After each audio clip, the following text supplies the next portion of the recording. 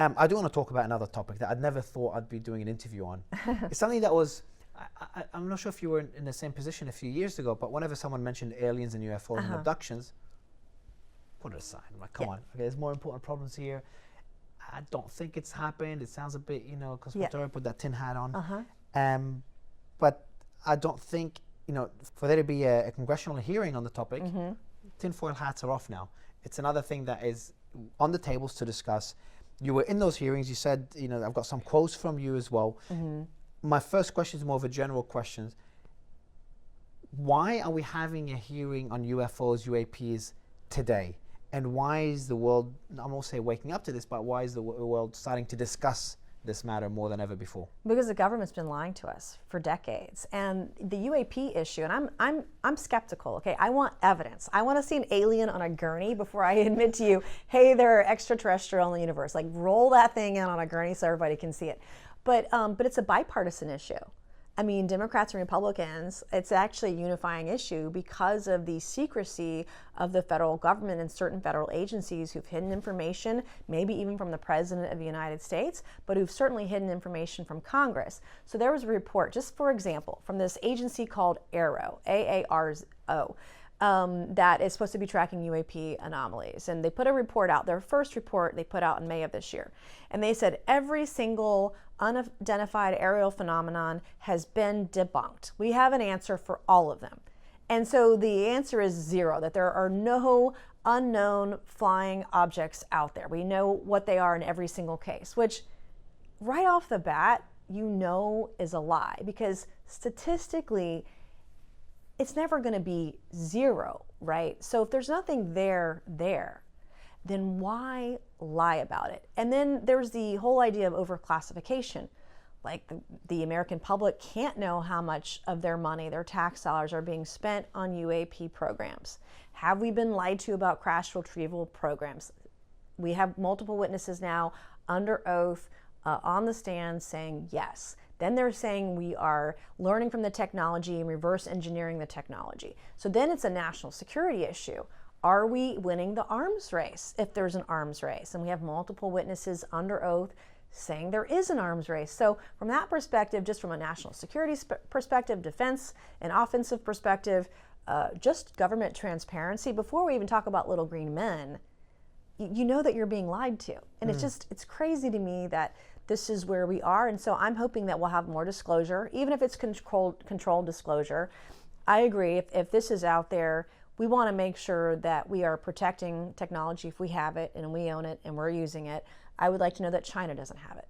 I want to know that Russia doesn't have access to it, or Iran. I want to know that we are doing our best to protect it. If it's in the hands of private government contractors, as we learned in our last hearing a couple weeks ago, who are those contractors and who has access to the information and technology? I would want to make sure that it is absolutely protected. And if it's with private contractors, are they doing that to skirt the law and the Constitution?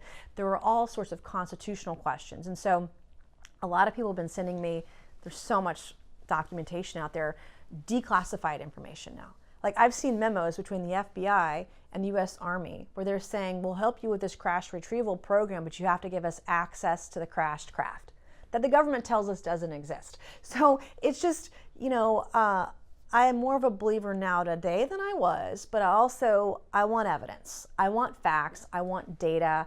I want spreadsheets. It's got to be black and white. There has to be information. I've got to be able to see it and put my hands on it. Yeah, I think it's a position of, even if you're a skeptic, if they don't exist, then what are they hiding? Exactly. And why are we spending money on it? And it's not like a little bit of money. No, it's We're not. spending significant sums of money, and it's classified, or I would tell you, but we're spending significant sums of money on these programs.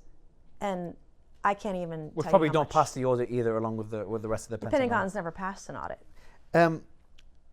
You said something about there's a program called the Immaculate Constellation. You quote as saying it's an unacknowledged special access program that your government says does not exist. Journalist Michael Schellenberger, who was there, great journalist, says a source warned that simply printing the name Immaculate Constellation could trigger government surveillance of me under the Foreign Intelligence Surveillance Act, or whoever publishes it. What do you know so far about Immaculate Constellation? That's number one. And how can it, it's like, for people that don't understand how the government works, how can you as a member of Congress, how can you not know about a program that the US government is running? Well, if you don't know the name of the program, you can't ask about it when you're in the SCIF. I've been in the SCIF. I've been in a classified setting, but if you don't know the name of the classified program, you don't know what questions to ask. And so they'll just tell you, nothing exists. There's no documentation, nothing, because you're not asking the right question. And so when the names of these programs are hidden from us, we don't know how to get the information. We don't know when we're looking into the Intel budget or the DoD Pentagon budget. We don't know what the programs are on the line items for the budget either. And so if you don't have that information, you can't verify that it exists. And so it's so compartmentalized. And I'm grateful for the Michael Schellenbergers of the world, the Jeremy Corbells of the world, the George Knapps of the world, those that are John Greenwald's another one. There are these reporters and journalists and podcasters that are out there that are trying to sift through the information and provide it to the American people, because they're not telling Congress, and they're certainly not telling the rest of the population. So now that you know about the term Immaculate Constellation, are you allowed to ask about it in a SCIF? We can, but I would imagine when we do, and we'll probably go into a SCIF and be able to ask questions in the future, and I would hope that we're going to be able to do that again. We've done it before. But the problem is, it's probably already got a new name.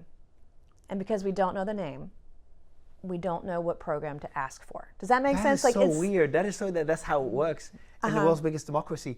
But when you talked about the Arrow program, that's part of I think it's part of the Immaculate Constellation program. There's just so many terms I've lost track. Yeah. And just for anyone listening, essentially it's a program that that investigates UAPs and non-human life here, and that's all we know about it. We just don't know anything else. All we know is that it investigates UAPs, and I think the stance of the Immaculate Constellation also, does it have any stance? Is there any comments at all on where they stand? None.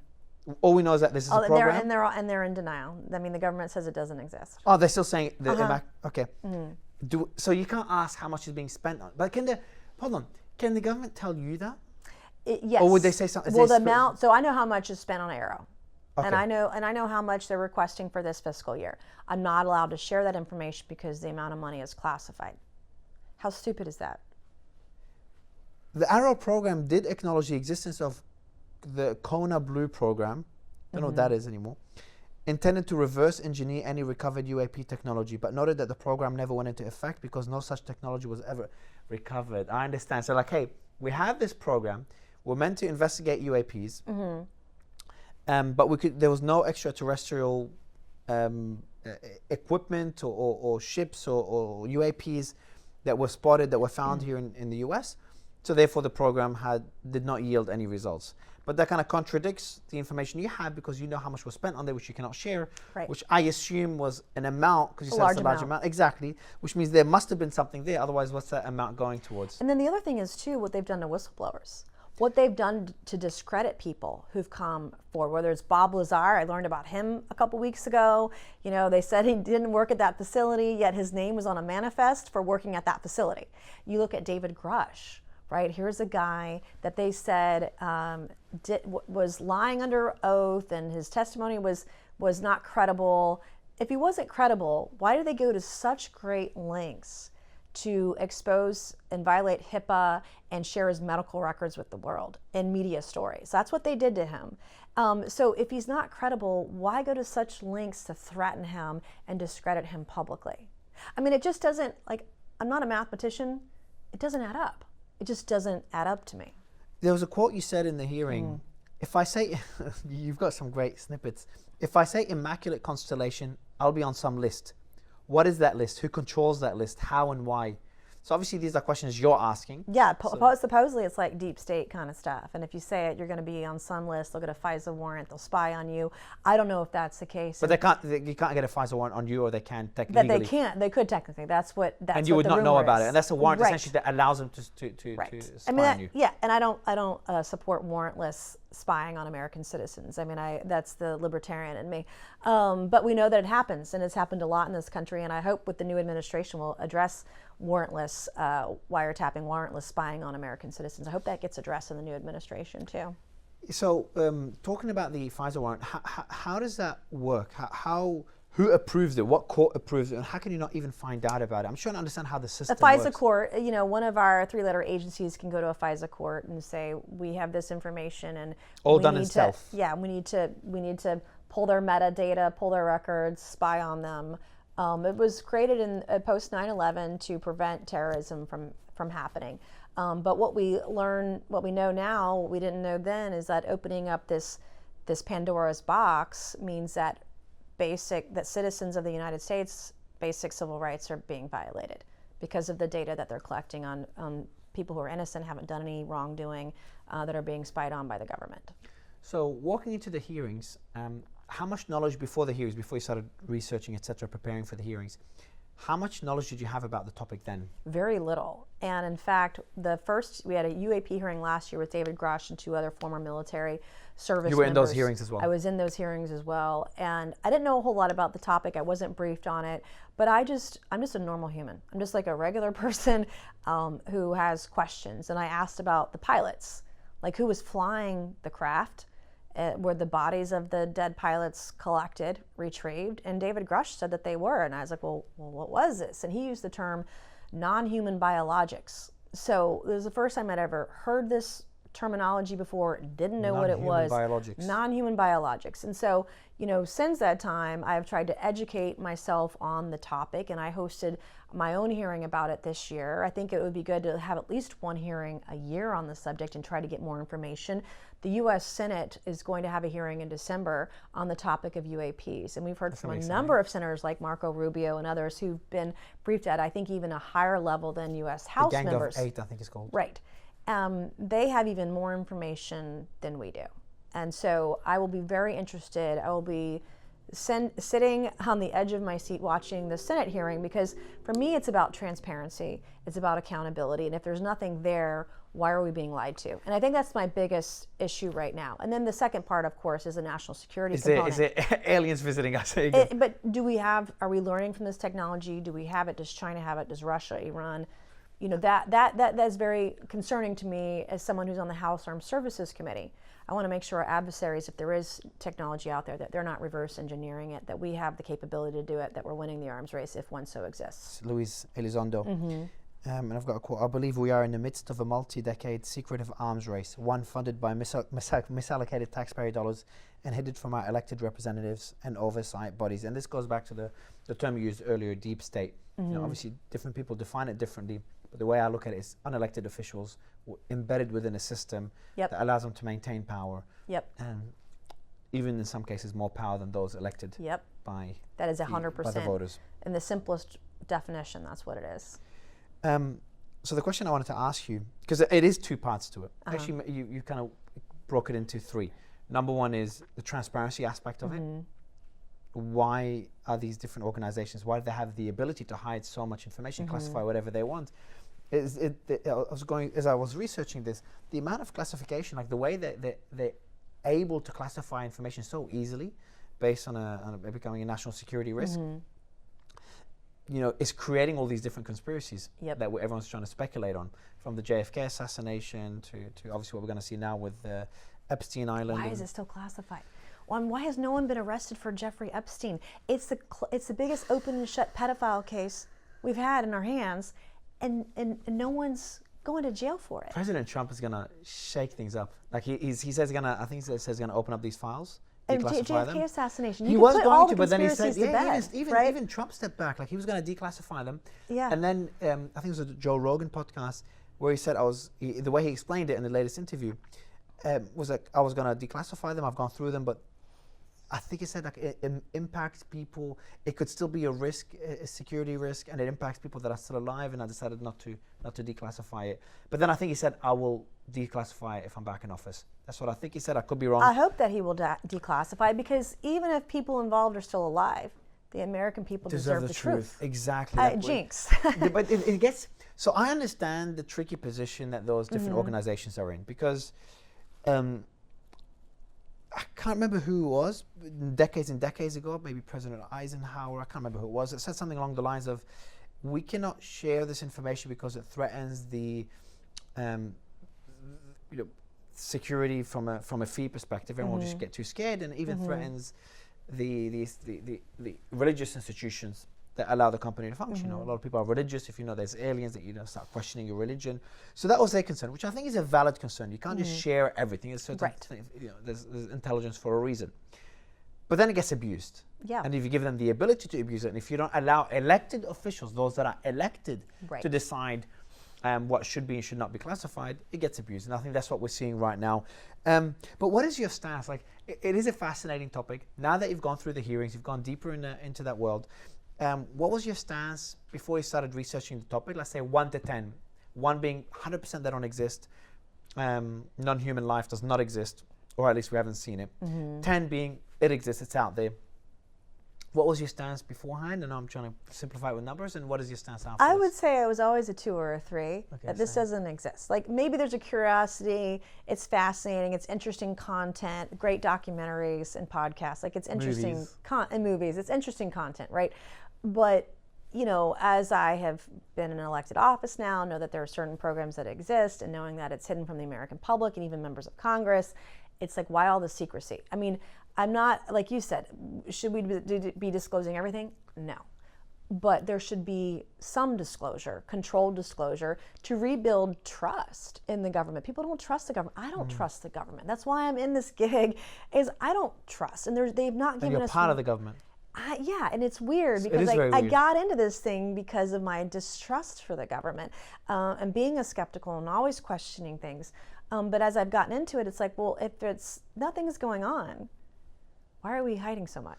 So it's weird to me. Is it above 5 now? I'd say I'm a 5 or a 6. Oh wow, it's a big shift. So I'm getting further there, but I want evidence. I'm an evidence-based person. Have you given it much thought? Obviously, you're very busy on a daily basis. You're dealing with a lot. Have you sat down and started really thinking about it? What does that mean for life in general, from a religious perspective, for national security as well? Because that's another topic. My national security is my biggest concern. Obviously, institutions and civility and civilization and religion, like but I'm Christian. I mean, I wear my faith every day. It doesn't bother me, the idea of life forms elsewhere, and we know that there's biological life elsewhere. We've seen evidence of cells and amino acids and whatever else out there in other places. But that the idea doesn't bother me as a Christian. I mean, it's just, are we safe? Is there technology we're utilizing? That's the stuff that I want to know. I want to make sure that our adversaries don't have access to technology that could defeat freedom, right? At some point in the future. Talking about adversaries, how do you think that this is kept a secret for so long among all these different countries? Like, not only is the US keeping it secret, you've got Europe doing the same. I'm sure they've come across similar things.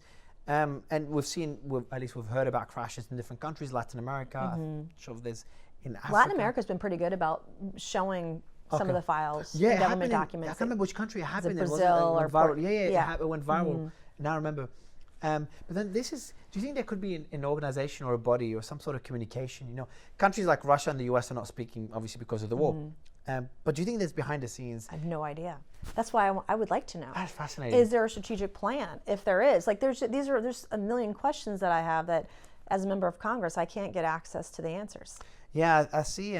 Even there's a question that Luis asked. He makes a very interesting point. He says there's capabilities and intent. So obviously they're there. We know they're capable because we're still trying to understand that technology, and there's all these different examples where we just cannot make sense of it based on our understanding of the world and where we are technologically. But then there's intent. Now I've given that some thought, and based on all the stories we've seen, there hasn't been any malintent. We don't know a lot. We don't know what we don't know, but from what we've seen, even the stories, like there was that story that Obama, I think, made a documentary about.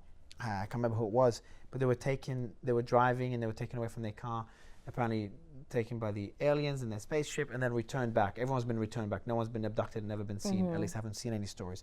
So the intent doesn't seem too concerning. But I want to read what Obama said about this. Okay. And get your thoughts on it. And I'll read what Trump said. So Obama says, when it comes to aliens, there are some things I just can't tell you on air. Which is is that a tease? Exactly. Was he teasing? Exactly. Yeah. I think it's finding some sort of middle ground. You don't have to share all the intelligence, the military intelligence, but giving some information to the public so they know where we stand. I think that most people, like now what we're seeing is they're kind of feeding us the information slowly. My guess would be And like when someone asks me like, why do you think we're seeing the hearings right now? If I had to guess, I'd say like they know that they'll have to disclose that information. It's already coming out. They don't know what to expect under a Trump presidency. So what they're doing is they're slowly feeding the public that information voluntarily, whether it's leaking them out or through hearings like this, or through closed door meetings, through different skiffs, and then slowly allow the people to accept it. Similar to what we saw in COVID. If in the middle of COVID, people found out it came from China, from a lab, we don't know if it's fact, but it's looking more and more US likely. tax dollars paid for it. Exactly. Yeah. People would have gone crazy. Yeah. It would have been mayhem. But what they've done is they've kind of fed that information slowly, so eventually, voluntarily or not, but if it was voluntary, they've done it slowly, so eventually people accepted it. We know that this potentially came out from a lab that was funded by the US. People that are still holding the positions they hold today. No one has been prosecuted. Yeah. And it's become the norm for us, despite all the deaths that we've seen. And thank God for Rand Paul. I mean, he's the one that has gotten all that information and facts out to the American public. And, would people have been upset at the beginning? Yes, but I think the truth, sooner rather than later, right at the outset, would have solved a lot of our problems if we had just been told the truth. And I'm so grateful for Rand Paul for exposing all of the government lies on this. He's done a really remarkable job. He has, and a lot of people that were considered conspiracy theorists before are now being listened to as experts. Louise also, we talked about Louise, he's being respected more and more as time passes, and we're starting to see what, not only the things being hidden, but the lies that we're getting from the government.